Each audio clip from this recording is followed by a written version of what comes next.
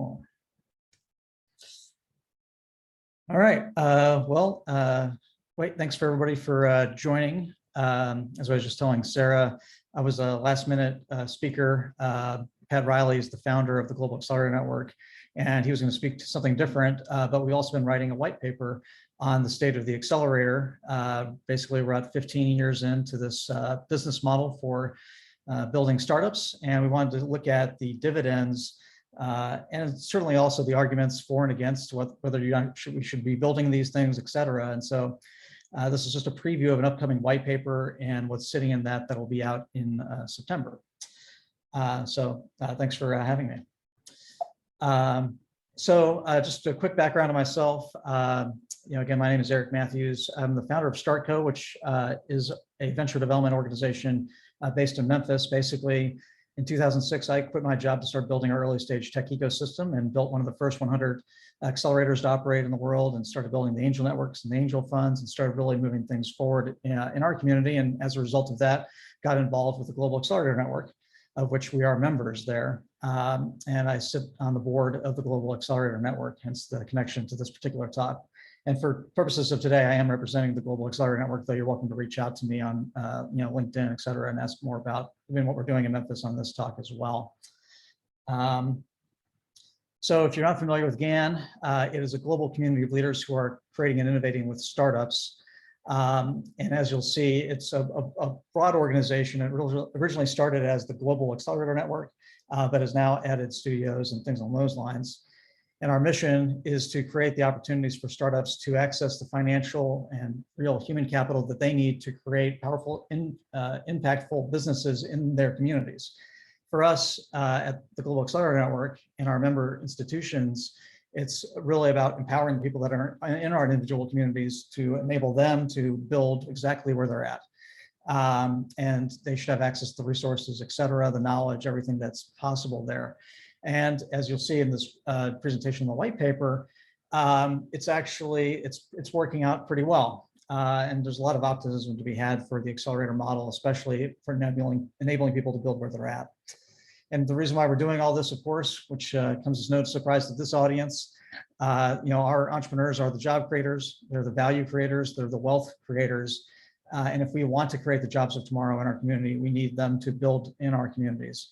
If we want them to impact the world and even impact our communities with great products that could be helpful for sustainability and other impactful purposes, we need our entrepreneurs to bet on themselves and their ideas and where they live at to build that. And certainly the responsibility that comes with wealth and to giving back and to lifting as you climb is one of those themes that we say at StartCo. So that's our motivation again, to enable all of this. And as I said before, in brief, this is a community of startups, mentors, accelerators.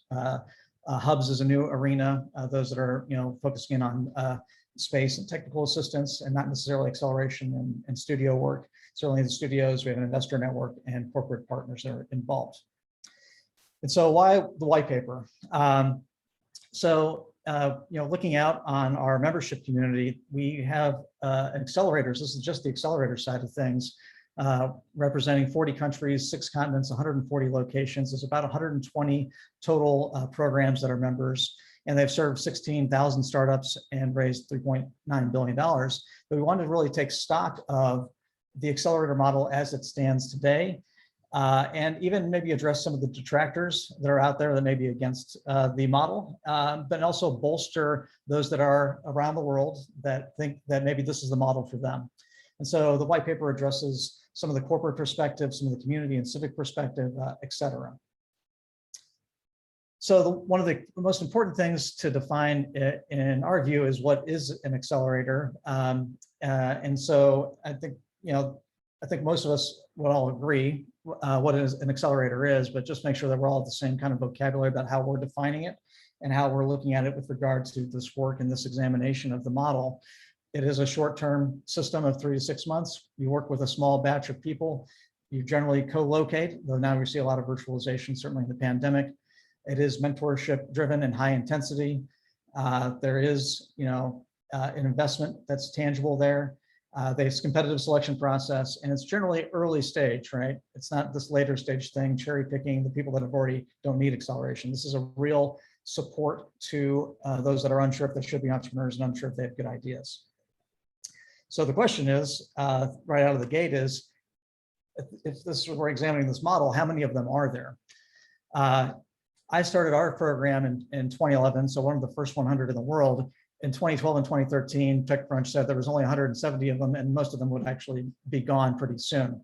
But now we know today, sitting even in this very room, 15 years later at ATA, that the numbers are quite large and significant.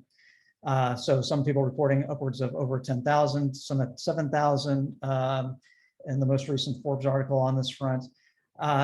Based on a stricter definition, based on what we just defined there, again, we think there's probably about right now 582 that really adhere to that. And it's not an exclusivity thing in any way, shape, or form. It's just on that specific definition in of itself. There's people that are in our membership that would vary on all those definitions, et cetera. And our membership is certainly not 582. And there's definitely going to be more. So the upcoming white paper really speaks to looking at the different dividends that arise at the ecosystem level, which is certainly the track that we're talking today here in this particular conference. So we outlined that there's about 4 that are very important if you're looking at it from the ecosystem perspective, if you're looking at building this for your community, et cetera. And so I'll just kind of run through our views on this. And by the way, I should have mentioned this at the beginning. I'm running through this, feel free to ask questions. There will be a discussion at the end of all this, probably about halfway through, I guess, already. So on the ecosystem dividend side of things, first, we look at economic returns, certainly. And what we do know from a lot of different papers is that there's a lot of big changes that occur in your community if an accelerator is launched. New local investors emerge. That means there's latent capital in your community that has been sitting on the sidelines that's not actually been participating in these risk-based assets or making impact in your local community or beyond. We do know that new outside investor groups arrive to your community. And so the mere fact of there's density of deal flow and opportunity that's been created there, you will see increases of outside investment groups arriving into your community and deploying capital in a real way. The amount of startups increases overall in the community, and that's beyond the accelerator itself. So it's not just that the accelerator got 10 more companies launched, it's that it's actually given a signal to the community and those in the community that they can bet on themselves and their ideas and the community in which they live as the place to get going and get started. And so there's latent entrepreneurial activity that was sitting on the sidelines that now is bolstered and had the confidence to move forward. And then finally here, more startups are funded in your community, and outside of the accelerator, which I guess I said that before, there's really a spillover effect that occurs in a general capacity that's built, an orientation, maybe even a culture that's built in the community that contributes to these types of economic opportunity returns. So investment returns are certainly important, and there's certainly folks that have been thinking, well, maybe the accelerators aren't getting a return for the actual investors that are participating.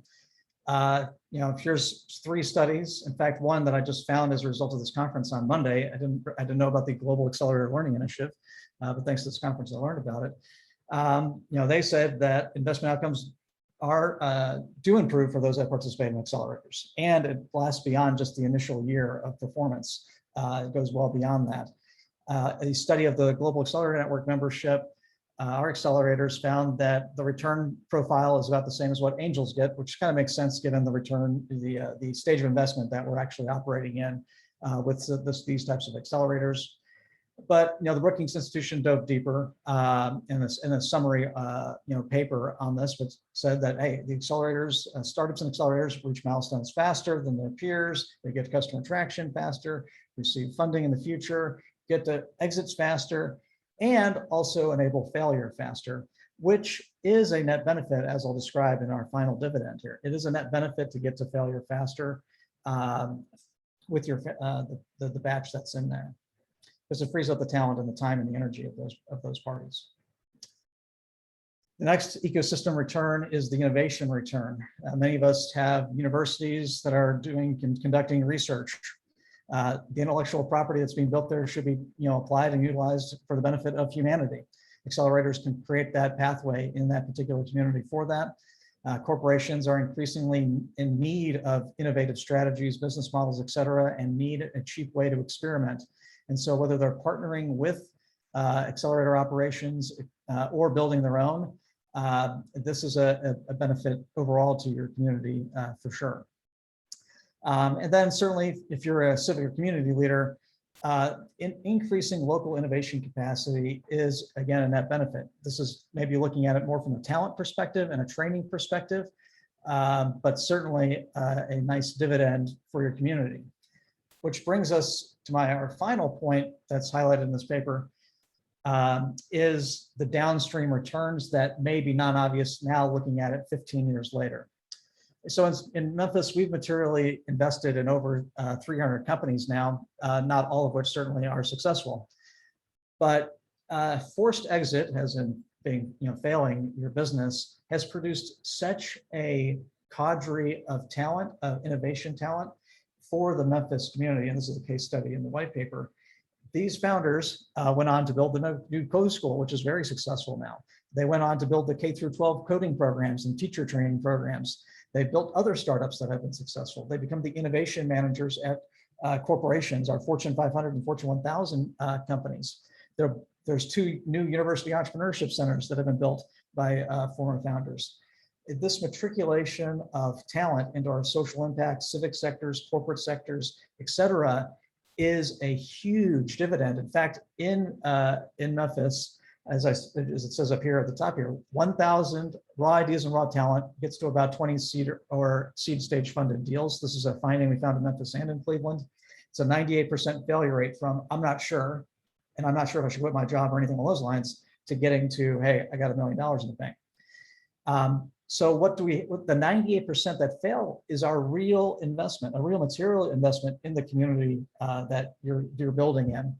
And it's not just even the startups that were, founders that were built in your community, but certainly in attracting. We've actually been able to retain failed founders in our community too, and maybe you've seen that as well. So overall, on these 4 dividends that we found at the ecosystem level, we think the accelerator model deserves the credit that is for what it's accomplished in a variety of communities throughout the world. And certainly this conference is even a testament to that as well. But there are certainly detractors, people that are for and against this model. And the white paper breaks down some of the arguments. It provides a lot more detail. And I'm not going to go into the proof behind the pudding. In fact, actually, I encourage everybody to reach out to me. I'll send you an advanced copy of the white paper if you want, or certainly put you on the list for distribution in September. So you can actually see the proof in the pudding here. But there are a couple of things that people are saying negatively, right, about all this. Everything taught in Accelerator can be found online. Yeah, I guess so, but that's under the belief system that the high intensity mentorship driven methodology is actually the true methodology of entrepreneurship. Entrepreneurship is learned through apprenticeship and not actually through the classroom. And that's, I think, the reality that even the operators in this conference understand and realize. It's the rolling up your sleeves and digging in process that actually creates the value and brings everything to life to enable the innovation to move forward. There isn't enough investment capital to sustain the growth of accelerators. Well, as we've talked about before, there's been real improvements to local financing system. And if you've been following the venture capital industry this year alone, it just keeps moving up and up and up. And so there isn't really a reason to think about this as a scarce resource in our communities. And nobody should be discouraged by the availability of capital. I mean, again, from my experience, we had no angel funds, no angel networks. We had no venture capital funds in the early stage. Now all that's changed and more for our community. Accelerators are helping only a small subset of the community. That's also not true. As we saw from the downstream effects, the spillover effects, that's happening. But existing businesses are also benefiting from these models where accelerators are pivoting into adjacent markets, is supporting existing minority-owned businesses, helping grow new revenue for them. There's a variety of applications of the accelerator model that are now being utilized. And that's very important downstream effect too. Accelerators only serve the majority, and that's an argument for sure. Underserved founders are still very much underserved, but from what we've seen from the membership of the Global Accelerator Network, and probably even from the participants in this conference, is that the people that are really on the front lines of this change are really not in San Francisco and New York, et cetera. They're everywhere. As I like to say, most of the world looks like Memphis and not Silicon Valley. We're a majority minority city. We have these challenges, we're addressing them directly, and our peers around the world are doing that just the same as well. And they really sit at the forefront of that. The global accelerators can compete with innovation concentrated in Silicon Valley. The new frontiers are the new frontiers, and that's why you see the rise of verticalization in ag programs in Middle America and South America, to property tech, et cetera, et cetera. There's natural assets available in any community to be competitive with Silicon Valley. So the capital is flowing to where the value can be created. Downturns show the fragility of accelerators and fledgling startup communities. To that we say at Starco, never stop. But what we're finding is that accelerators, because of the talent and the capacity built in the community, the spillover effects, there's more anti-fragility than fragility that's built by these accelerator programs. And then, of course, accelerators don't produce great companies. It's hard to judge a book by its cover. Accelerators come in all forms, shapes, and sizes, not even the strict definition that I've defined there. But if you look at the outcomes, that's not true necessarily either. And I'm not saying that every startup should go into an accelerator. That's totally not true. But for those that would benefit from it, it's a really, really great system of support. There's other critiques out there. Accelerators put lipstick on a pig. Accelerator models don't justify the equity stake they get. That to me is a pricing and a mathematical and economic problem. That the market will determine what is true and not true there. Accelerators don't provide real support. It could be the case program by program, again, buyer beware. And they don't work with the best companies. This is a selection issue, and that'll always be the case. I think that some accelerators are moving upstream, being more selective and getting to later stage companies, which is kind of cherry picking. And in our view, the accelerator is a but-for intervention to support innovators where they're at and supply them the resources, financial, human capital, et cetera, to get them up and moving quickly and correctly. So anyway, that's the kind of the basis of the white paper, what we're seeing there. Just some quick trends, because we do a survey of our membership at GAN, and these are going to be very quick. So in case you're wondering about benchmarking, et cetera, we did a survey of our programs and released this paper earlier this year. 67% of our programs are all or in part virtual. That's what we saw in 2020, probably no surprise there. 65% are doing virtual demo days. This is actually a rising trend overall anyway, without the pandemic, but this is happening in the membership at the Global Accelerator Network. 23% are focusing on later stage, so they're kind of moving upstream. 13% of the membership is moving back down into the pre-seed stage, so that and other people are just staying where they're at. This is a new trend you may be seeing, running a partner program. So what this means is maybe a corporation in your community saying, hey, I want to get involved in this. We saw this in Memphis with ServiceMaster, which has Mary Maids and Terminex and American Home Shield, et cetera, home services company, and they wanted to run a program. They contracted with us, and we kind of co-built that with them. We're seeing that as a big trend, not just in the United States, but around the world with our global membership. And so what is our membership expecting going forward in 2021? They expect to run a program, 22%, one in five are expecting to do a partner program. 20% are going to add post-acceleration into it and add multiple locations, pros and cons of that certainly. Add a pre-accelerator program. This is actually more of a pandemic thing. Even at our program in Memphis, we added a pre-accelerator in the pandemic. That was helpful. And then again, the focus on later stage. So moving upstream, where they may realize better returns. So that's what the membership is thinking about in 2021. So with that, I will pause. I made some discussion questions here, and to kind of take the pulse of the participants here, including the last question, which is, what else would we like to see researched in this regard, with regard to ecosystems or accelerators or startup benefits, et cetera. I think it's important to understand the questions that we as a community want to have answered, as just as much as what has been answered already. So with that, I will pause, and I'll stop share, and I'll just come back to these questions and kind of go through the discussion. So cool. And I think I saw chat, but I was in full screen, so I didn't see it all. Okay. I'd love to see an advanced copy of the report. Perfect. Thanks, Eric. We'll get that to you. Cool. So this is meant to be interactive. It's 5:21 on the East Coast where I'm at right now.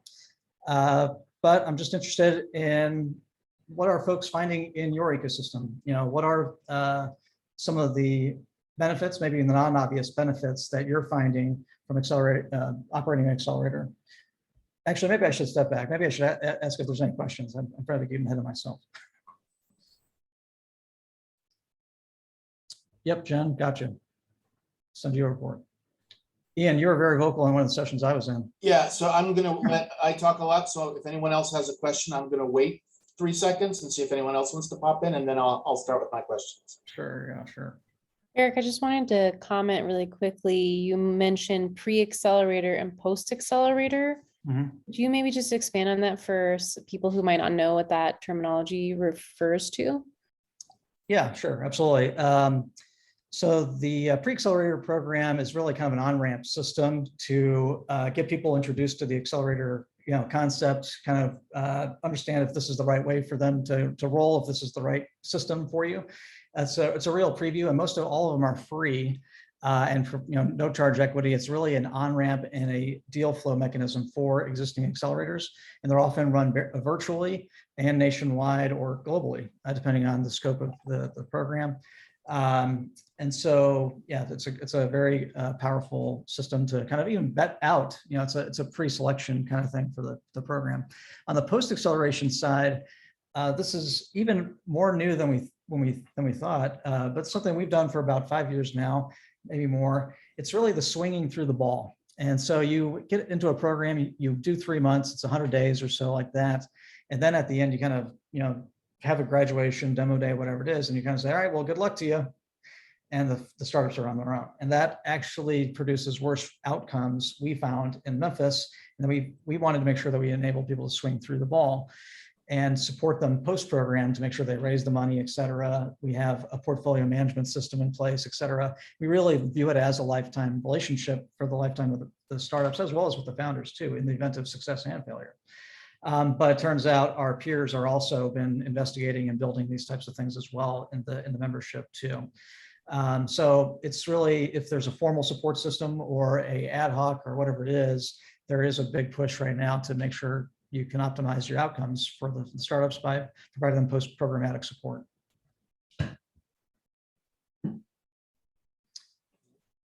Well, I'll throw in a couple of my responses to your question. Sure. One of the things we've found, particularly, and this may be stronger in the impact ecosystem than in the mainstream ecosystem, because there are, well, both mainstream and the impact, whatever the differentiation is there, have folks that are focused on funding and folks that are focused on growing the company regardless of funding. I think they're more the latter in the impact side, because equity investment is useful for some companies, but not for everybody, and in my opinion, not for everybody that's currently looking for it. We've sort of fetishized it. Yep. So one of the things we found, since we are not an investment-focused arrangement, although folks do go on, is that we're bringing people into the ecosystem, supporting companies that hadn't thought of themselves in that way. Right? Because when we do our mentorship, we try and do a lot of peer-to-peer, who are the people that have addressed similar problems, but not currently competing for the same customers. And you find folks in international development, you find folks who have built small and medium companies, but aren't, they haven't made $1 gazillion. They're not in Silicon Valley. They don't think of themselves as mentors when they have an amazing amount to give, because they are literally the people on the ground. Yeah. And accelerators, and particularly ones with strong mentor programs, I might have a bias, if you can see the name of my company behind me. We've brought probably 500 people in who wouldn't have thought of themselves as being recognized for contributing that way, but they had the skill sets that the entrepreneurs were dealing with at that time. They weren't the people we brought in to help the entrepreneurs raise equity funding. That was another set of people that were already being brought in by everybody else. But we were adding to the community of folks who were supporting companies. The other is one of the things that we found, particularly when you have agnostic accelerators, so industry agnostic, is that you can get a better sense of what are the kinds of folks who are better at picking companies that do well or do poorly. So we looked at, we took a 10-year snapshot of our program and 773 companies, and 500 folks turned out exactly in that 10-year window who had reviewed 5 or more companies and compared them to the other folks who reviewed the same companies, and got a sense of what were the characteristics. Industry expertise trumps everything. So if you if you know what it is to do agriculture in Uganda, for example, that's the thing, that's the person you want to go to. But outside of that, there are a lot of other interesting characteristics that a random, unless you're a really large investment fund, you're not going to pick up on, because you're just not seeing that quantity of companies that both succeed and fail because you're tied into the financial outcomes. Yeah, that's a interesting point on how do you build capacity, and just ecosystem capacity. Right. Yeah. That So how do you, like, you have inbound deal flow, you're looking for the brightest light bulbs, but if you stack those same light bulbs up against a different community, yours may be brighter or not as bright, et cetera. And when you're building a community from scratch, you just have to get something going, and so that you can actually improve your selection process. So over time, for the program in Memphis, we got better over time. We got better at selecting over time. We had to go through the failure and false starts and scar tissue zone in order to move into the next phase. And that's, I think, actually, I put it a different way. One of our angels that was very helpful, and early on, he turned to me and said, "Eric, we've learned quite a bit, haven't we?" And I said, "Absolutely. And every education has a price." And that's an important aspect of this to look at in the long road. So random tidbit on that education. We looked at experience and age and professional years of experience. And it turns out the more experienced people aren't necessarily better at picking winners, but they are better at spotting failure. To flip the Tolstoy quote, happy or innovative companies are innovative in ways that we haven't seen before, thus the word innovative. But they tend to fail in more predictable patterns. So grouchy old guys like me are not necessarily better at spotting what's new and great, but have a better track record of being like, so this is a thing you should watch out for. Yeah, I think that's you're spot on with regard to that. And that's what are the 3 biggest causes of failure, the preventable causes of failure, right? Building something nobody wants, having the wrong team, and then misalignment of all the shareholders and leaders. Executive team can literally rip the business apart, especially post-seed funding. And those are all preventable causes of failure. And that's kind of those foundational things that can be passed along in an accelerator too, to avoid those patterns, as it were.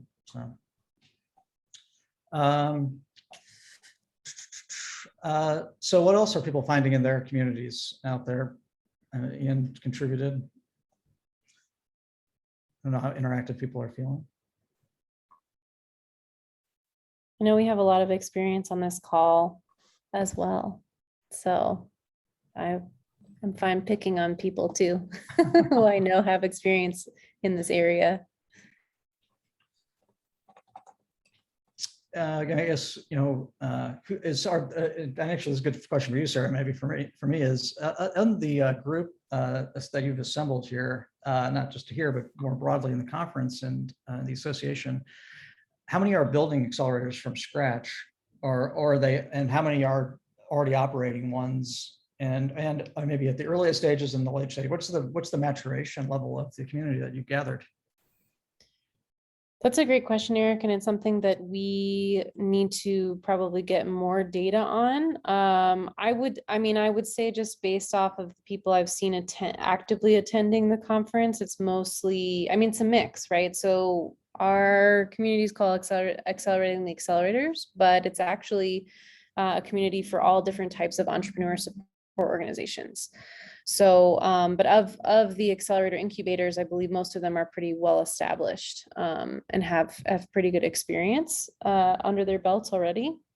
I don't know how many sort of newer, from the beginning type of programs there are in the community to date, but I could definitely look up that information and share it with everyone later. We're going to be compiling actually a whole list of like graphics of where people coming from and what type of organizations they represent, probably next week if we can get it all together from the event itself. But our community is pretty broad in terms of all of the different types of support that entrepreneurs receive, from like investment funds to philanthropic organizations, training, different types of like leadership coaching, mentoring services, as well as accelerator incubators. But the one main thread is focus on supporting more social entrepreneurs than sort of the traditional entrepreneur as well. But yeah, I don't know. I would love to hear from Eric or Mike, just because I know that they have a lot of experience in this area as well. Just specifically calling them out. Yeah, I appreciate. I figured I might get called on. And Eric, thanks for what you've shared so far. A little background: I spent the past 5 years as a program director running an incubator, Halcyon in DC, and I came in year 3 and built it, and it's now doing pretty well. I have kind of left the nest a couple months ago to do my own thing, but still looking for ways to be involved with different incubators and accelerators. Not as the guy running the show, but as the like funny, quirky guy who shows up for an hour or two and drops some wisdom and hopefully helps the folks in the community, and trying to leverage Zoom to not have to physically go to as many places as well. Cool. Awesome. So you're going to add something? Yeah, I was going to ask a question too. Like, what have you seen since COVID? Like, and I care less about the past and more about like, how does this change the whole future of accelerators? And do people need to do things in person, or do you think there's going to be a lot more location independent accelerator programs that maybe tie around a certain industry or a certain stage? Or there's like you mentioned earlier, like partner accelerators. Like we had a HealthWorks healthcare fellow in every cohort. What trends do you see in the future in that regard? Yeah, that's a very good question. Actually, you kind of even already answered your own question there, which is where geography makes a difference, it'll make a difference. And so we believe, for the partner programs and the co-location with major corporations and their innovation teams, et cetera, that proximity does matter, and that teams will relocate for the vertical areas that they need to be in. So, in Memphis, it's logistics. It's like FedEx, so we definitely see that as the future of our programs. We actually, we've been virtual this entire time. We didn't, people aren't going to travel, but in the end, we do want talent attraction and things along those lines as much as we can too. And that's even the structure of a lot of where the seed funds that are that are kind of being co-built by the accelerators, is that kind of final attractant that may be necessary to say, well, come to Memphis, here's $500,000 into your seed round. You need to be co-located with FedEx, et cetera, et cetera. By the way, to get into that on-ramp, it's ideal if you come through the accelerator program, all that sort of stuff. I think that's where we're seeing it, not just in the Memphis community examples I gave there, but more broadly, where the verticalization makes a difference and co-location makes a difference. Interestingly enough, we have run a program with the National Black MBA Association that's been 100% virtual and will remain 100% virtual probably, because that's just the nature of it. It is a national program with a national broad base of support and investment. So that's going to continue that way. So I think it's going to be a program by program call going forward.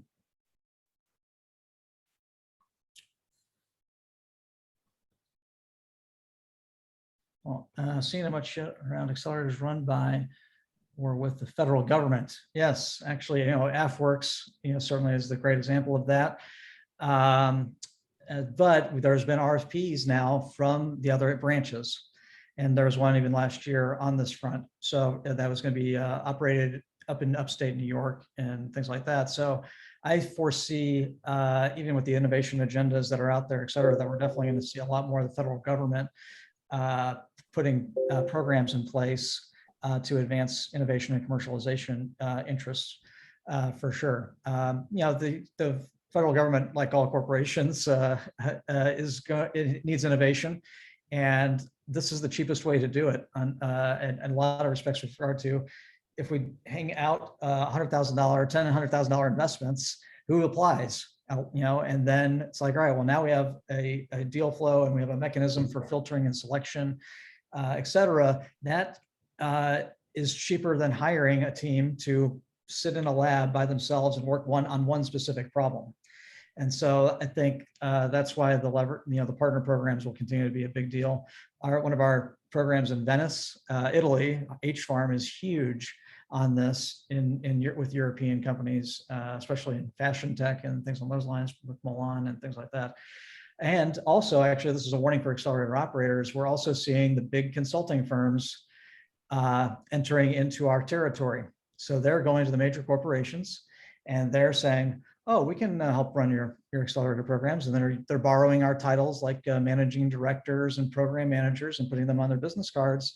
And they're trying to pick up this because these systems are kind of out innovating them in a cheaper way than what they can supply with their high-end consulting practice areas. So anyway, there's a lot of dynamic stuff underway in our industry. And just one final point, and I see the next question coming in. We are in a large industry. By some counts, we read it, which is a $13 billion industrial complex that we're participating in. And that's outside the capital. So when you start adding in the capital flows, it's very large. And that's growing right now. I think they're thinking it's about 20% annualized growth rate. So our industry, actually, even this conference is evidence of this, and Sarah and her team. I haven't heard about this. I haven't heard about the Global Accelerator Learning Initiative, et cetera. Maybe people haven't heard about the Global Accelerator Network. This is a big industry and it's not going anywhere. And that's maybe even part of the argument that we make in this white paper too. All right, more questions. I just want to add really quickly. My company is a startup and we are funded by the NSF Small Business Innovation Research Fund.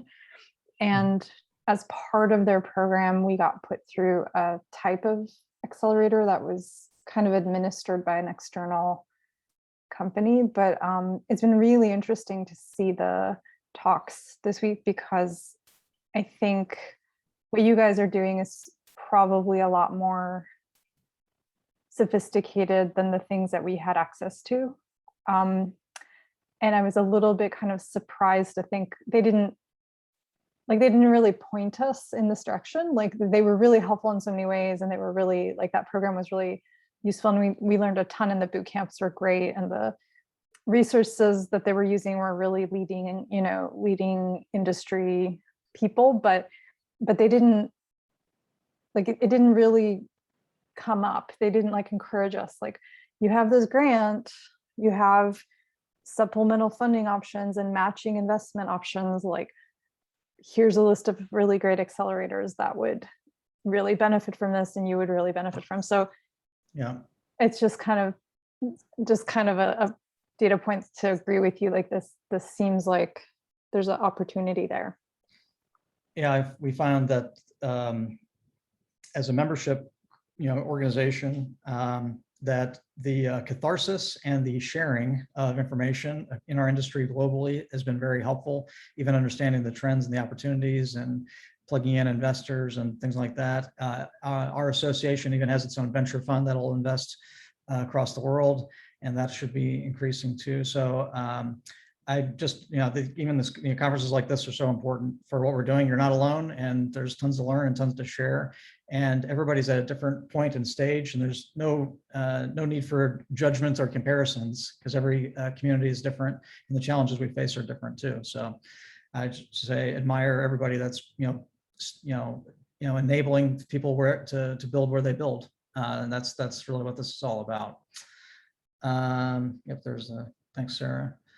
So the question about, done much with Africa. I'm not totally sure about how the membership system works, honestly, at the Global Accelerator Network. And with regard to that specifically, and I know they're trying to address it in a very direct way now, but I'm not sure specifically at the board level. I'm not really on the ground with regard to the tactics on that. But I would encourage everybody that's not just on this call, but also seeing this, to please reach out to me. I'm happy to introduce you to the folks of the Global Accelerator Network. Membership is pretty wide open. This is not like an elitist system here. So please reach out. We'll love to connect you up. And whether you're an incubator, whether you're a hub, whether you're a studio, whatever, we all need each other. What else? Eric, what kind of data are you collecting around accelerators involved in social impact, and how is it measured? Again, I'm not too far in the weeds on the accelerator data on this front. So I don't know that, but I like even kind of maybe a little bit of Ian's point, and even maybe our instincts about this, that, there's reasons why we wake up every day. If we're building in communities that don't have these types of programs, this is a mission and a purpose, and probably defies the logic of economic return. And we can look at ourselves as social innovators and entrepreneurs ourselves in building these types of systems, et cetera. And what we have to impart from the learnings and the scar tissue of doing all this is certainly valuable to that community. We do know, obviously, that ESG, UNPRI priorities are coming forth. Even Techstars just put a newsletter out today to that very same effect, saying that they're doing an amazing job, of course, doing that sort of stuff. And maybe they are, I don't know. But I think it's worth digging into more. We actually do a little bit of social impact on the side. It's kind of like our give back program alongside our private capital kind of demands of capitalism as well. So I encourage everybody to do it. I think it's been a nice synergy to have those cross-sector opportunities arise between our social impact entrepreneurs as well as our high-tech, high-growth entrepreneurs. And that's how the Code School and our coding programs got started. And they are now very large operations that have adopted this mindset that they found just from the tech startup world. So I encourage everybody to kind of think along those lines. Interested in the growth of green innovation hubs in Africa and wondering if there's a larger trend there. Again, I wish I could speak directly to that. And that's actually, even one of the questions I have is, what do we need to research more? We have right now the data set, and even from the Global Accelerator Learning Initiative, it's really focusing on a lot of the vanity, quote unquote, vanity metrics. It's job creation, investment capital, things along those lines. And there's not really a uniform system. Even we saw from, what's the count? How many accelerators are there? It's hard to know.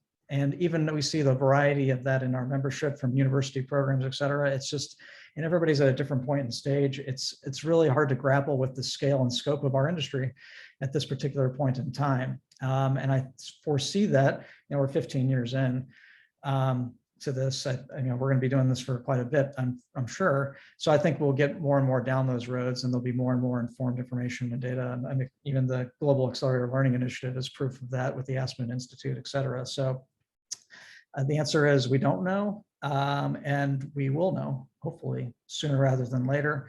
And I think that's what we need to find out and go down that road.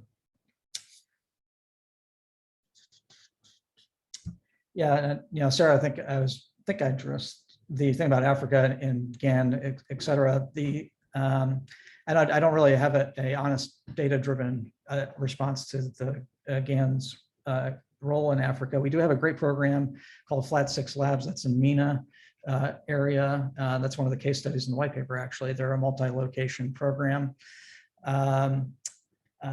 So anyway, again, encourage all innovative ecosystem builders to reach out if they want help, support, et cetera. That's certainly available. And I'm kind of speaking on as a board member, I'm going to plug you right into the system that we have at GAN and other systems that are available. And also, the other thing I do help on an ad hoc basis, no compensation or anything, any ecosystem builder. So if you have questions, want a connection, reach out, connect with me on LinkedIn. I put my link in there as well. If there's some way I can be helpful, I definitely want to be there for everybody that's been in my shoes, literally in my shoes. I started with nothing and built something, and I know how hard that is. And making payroll and all those other things that go along with it. It's been a stressful journey and a resource deprived portion of the United States, much as but anyway, I have a lot of scar tissue and support and connectivity to lend. I'm happy to do that. Here's the big list of 587. Great, Mike. This is maybe what the list that GAN references, which is interesting. Thank you for sharing that. I'm going to dig into that more for sure. Yeah, and I feel like Ian just was like, I see you and I raise you all in. Let me show you what I've got with an even bigger one. So thanks, Ian. I'm going to check that out afterwards. Oh yeah, perfect. Two things about my list. One is what I also have is it's a list that used to be 4,500. So what I also have is a list of places where they're disappearing. Yeah. Which is something that I feel is worth tracking over time as we all keep our lists. Like where are they're starting and where are they surviving and where are they not surviving? Yeah. And also my list, to be fair, is much broader and does not, I assure you that not all 2,700 meet your definition. Probably about 500 or 600 meet somebody's definition of accelerators, just guessing. And 1,500 of those are outside of the United States, the United Kingdom and Switzerland, as I looked that up for an earlier conversation when someone kept mentioning Geneva. So I excluded those three particularly wealthy countries. And so there's a healthy chunk that are not that. Yeah. Ian, if you can, and even by email, shoot over the 4,400. I think that'd be very powerful, important as we're looking as policymakers and things like that. Pat, who unfortunately couldn't do this, he's interacting with, USAID and DAI and others. And so I think they would need and want that data to support programs across the globe and ensure their viability and sustainability. So want to tap into that information and advocacy on that front. Do that now. Yep. Mike, you're going to bounce. That's good. Good to meet you. I'll follow up with you soon. Thanks so much. And Eric, we still have about 15 minutes, and I have been asking this at almost all of the sessions, but what is your sort of call to action for the community of accelerating the accelerators, either future or present thinking? Well, I think this conversation at the very end here about the counts is super interesting, and thinking about this industry overall, and even the equity and inclusion issues on a geographic basis, et cetera. We got to start kind of digging in deeper, and the data and the research is going to inform policy and investment that we all need crucially in our communities around the world. And so the role of a lot of these associations should be around gathering and disseminating this information and really kind of singing it on the hilltops to our policymakers, both on a even a local, state, federal, and national level. And the important part about that is the profits are not recognized in their own town, and so it's really hard to push the water uphill as you're building a startup ecosystem and building an accelerator and trying to build founders at the same time. It's really as a platform a very tough job, and then you have to build investment at the same time, et cetera, et cetera. I think it's one of the harder jobs in the world to do and balance all those things and produce great founders that produce these.